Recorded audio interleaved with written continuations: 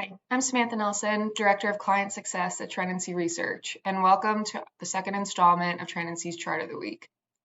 Last week, our president, Stephen Haken, walked us through some great numbers on what makes a good job, like salary, benefits, remote work policies, and things like that, in the middle of this huge change we're seeing in the American workforce that we've all come to know as the Great Resignation.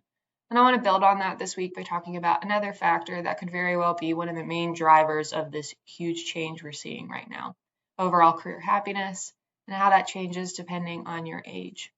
So last week we went into more depth talking about the different factors one could argue rolls into overall career happiness, but I think the happiness score can be a standalone factor here, especially when it comes to job retention.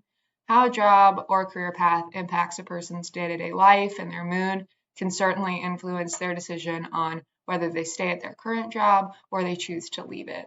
And I think it comes as no surprise that this can vary by age. So as we see on this week's chart, the older you are, the more likely you are to feel more positive about your career.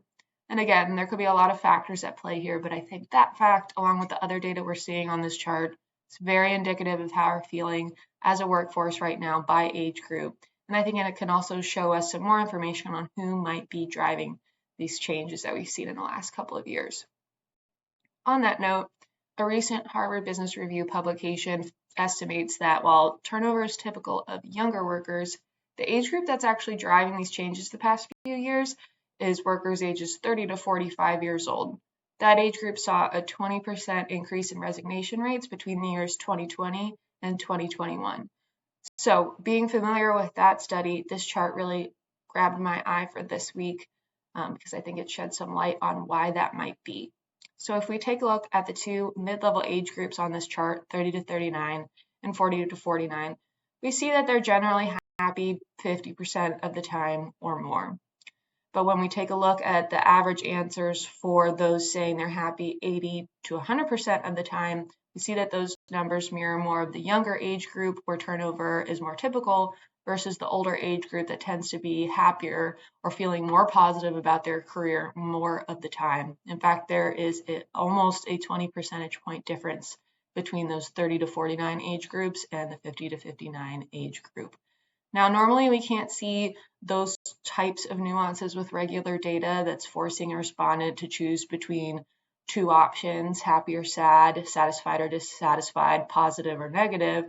But with the Trenancy platform, we can see here that while those workers in that 40 to 49 age group are generally happy, that happiness can be lukewarm, which can certainly be a factor into why that age group is driving all of these changes the past few years.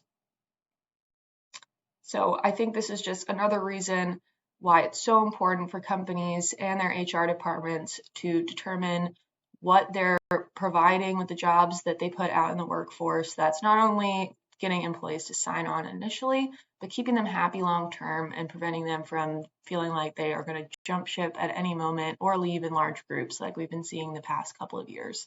It's all very important, and I hope we see some changes in the next couple of years. So that's it for this week. Thanks for tuning in. For more information on Trenancy, please head over to trenancy.com to see more of our data in action. See you next time.